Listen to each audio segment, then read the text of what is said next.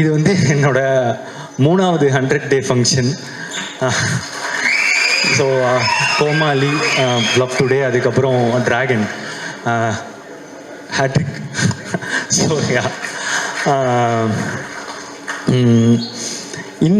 இந்த படம் டிராகன் வந்து ரொம்ப இம்பார்ட்டண்ட் இந்த படத்தோட வெற்றி. ஏன் அப்படின்னா, இப்போ கோமாளி ஹிட் ஆகும்போது வந்து ஒரு படம் ஹிட் ஆகிடுச்சு. எப்பவுமே அந்த 2வது படம்ன்றது ரொம்ப இம்பார்ட்டண்ட்டு டைரக்டராக.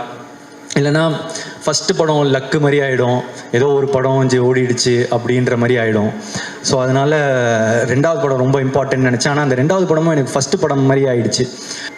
ஸோ அதுக்கப்புறம் அந்த படம் ஓடிச்சு, வெற்றி. இதோட வெற்றி இந்த 2வது படமாக எனக்கு ஹிட் ஆனதுக்கு, அதுக்கப்புறம் இப்போது 2 படம் டைரக்டராக, 2 படம் ஆக்டராக எனக்கு ஹிட் ஆனதுக்கு இப்போ முக்கியமான ரீசன் வந்து இப்போது அஸ்வத், ஏஜிஎஸ் அண்ட் அதெல்லாம் தாண்டி ஆடியன்ஸ் நீங்கள் தான்.